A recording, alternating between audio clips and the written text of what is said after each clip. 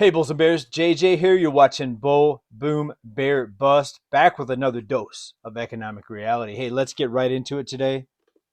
Multiple countries across the globe are in financial collapse. Now, it doesn't mean that the whole population is starving and destitute, but big segments of populations of many different countries are going through really, really tough times, including starvation, homelessness, and we're starting to see that here in the United States with homelessness just skyrocketing over the past few years. And people think that here in the United States it can never happen like we see in other countries. We saw economic collapses already in Venezuela. Sri Lanka is going through some really economic turmoil times right now. Zimbabwe with just massive inflation. Lebanon, and we'll talk about more countries here in just a minute. But I still believe and I still am convinced that economic turmoil is coming to the United States. Now, you may say it's impossible, that'll never happen. Or you may say, yeah, it's already here because you are already living it. And a lot of people are already living it, right? Again, ask all the people living in the tents if an economic collapse can ever happen here in the United States. We've got RV life, van life going off the charts because people can't afford housing, can't afford rent, and really can't afford mortgages in many cases. We've got over half of the millennial population still living at home with their parents.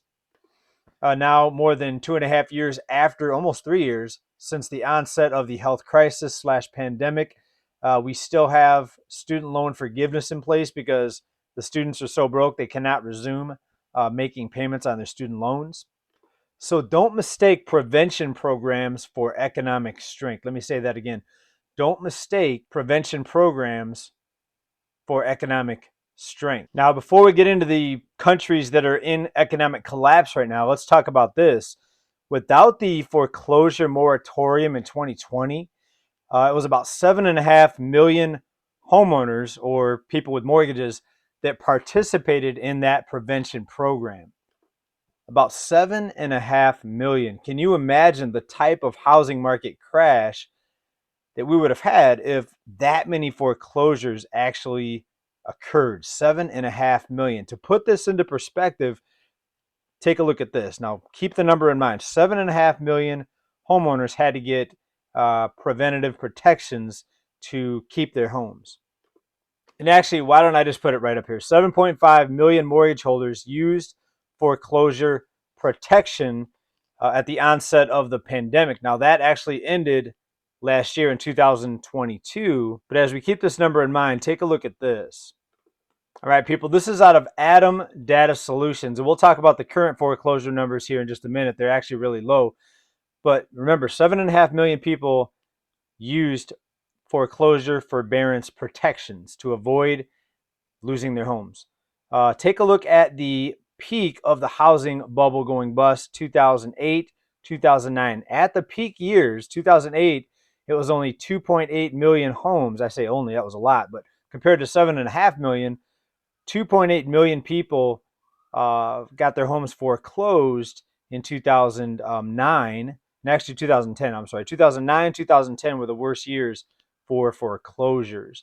It ticked up big time in 2008, but 2009, even in 2010, 2.87 million was how many homes got foreclosed. Imagine how much worse the housing crash would have been in 2020 if it weren't for all the protections. Again, 7.5 million possible foreclosures that were prevented versus just 2.87 million back at the peak of the busting of the housing bubble. Pretty insane, right? So essentially, they held off a housing market collapse with that protection program. All right, now let's go down to recent foreclosures. We actually are double, more than double from 2021. I should say 2022 was more than double from 2021. So foreclosures doubled. The reason it really is not being made a big deal of because it's still really low. Look at only 324,000 foreclosures in 2022. Yes, they doubled, but from a historical standpoint, they're still very, very low. Now, take it to the next step and imagine if we didn't have an unlimited money creation system, where we could just keep pumping debt into the economy, keep pumping money into the economy, increasing the money supply. And you have an idea of what could happen here in the United States if it weren't for all the manipulation and all the different ways that they keep this debt-based economy rolling. Now, let's just take a brief look at some of the headlines from around the world. Egypt. As Egypt's economic crisis deepens, an affordable meal is hard to come by. That's out of the Post. The Express Tribune, Pakistan in a financial emergency. Over in Sri Lanka, they need an IMF emergency loan because they're facing economic collapse. Here's an article here about how sanctions contributed to the economic collapse in Venezuela. I think we all know what happened down there with the hyperinflation. Another recent article, economic collapse over in Lebanon. We've got the outgoing finance chief in Israel warning of economic collapse in that country.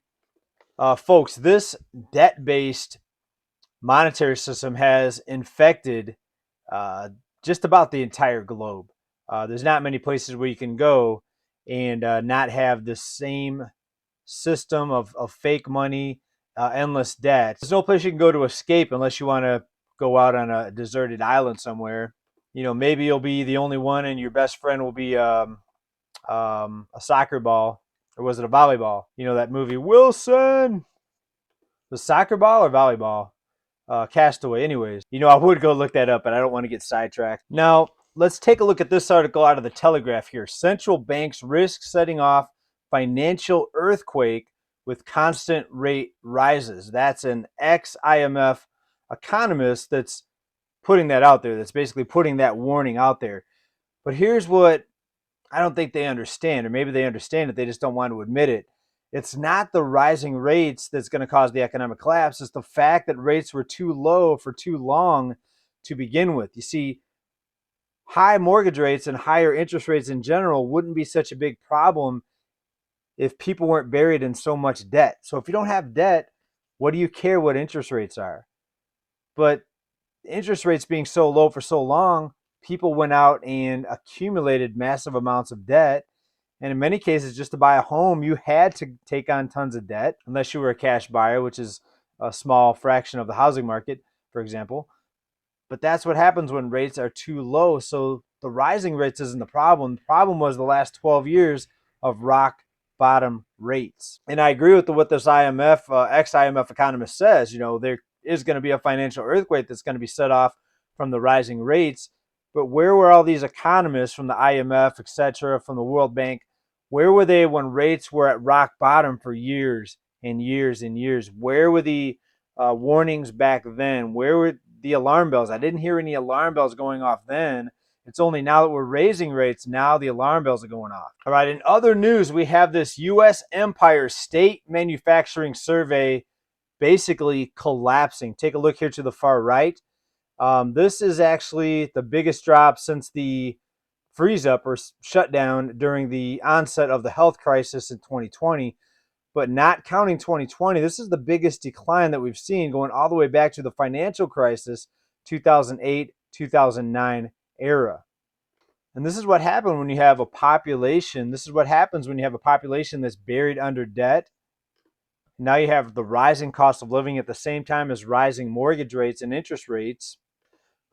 People are getting financially slammed, so demand is slowing down. So, of course, manufacturing indexes like this are going to see a huge drop. And if you look at this arrow that they drew here all the way back to the financial crisis, you see that we're at the same level, at the low that we were at the height of the financial crisis. But the problem is, I think it's going to get even lower. Remember in 2020, the huge drop we had in manufacturing, also a huge stock market drop. But it was also one of the fastest recoveries of all time because it was unprecedented amounts of new money creation and money printing. And I think the same thing's likely to happen. They're going to print. The Fed's going to pivot. They're going to lower rates. QE to infinity is going to restart. And it's going to be very, very dangerous because we still have this inflation that's going wild and really causing a lot of financial stress for so many households. So if they pivot, cut rates, more QE, quantitative easing, basically, which is injecting liquidity into the markets, into the system, into the economy, you're going to see inflation get even worse and cost of living go up even more. More people then holding their handouts for protections to keep their homes, keep their cars, to just to keep food on the table, right? So it's going to be really, really bad for most people. Hopefully not us, because we're ahead of the curve, I think, on this. We know that we are preparing, getting ready for what's ahead. And it's not easy, but hold cash if you can. Try to stay out of debt.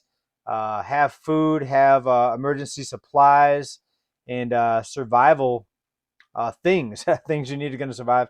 Have a plan B in case you need to leave your home in case of who knows, an outage, a foreclosure, an eviction, depending on your situation. Hopefully, you have a friend, relative that you can go stay with. Maybe it's an RV or camper that you'll have as a way to keep a roof over your head. So it's always good to have a plan B, an emergency fund, and survival preparations, folks, and get ready for this economic storm because it's coming here to the U.S. It's already here. Just most people haven't felt it yet. Most people don't realize it yet. So please let me know what you're doing to prepare. I'd like to read your comments down below. Thanks everybody for being here. Big love. Keep stacking. We're going to wrap this one up. Talk to you very, very soon. Hope to see you back here on this channel for more news, economic news, financial updates, and more. Big love. Bye for now.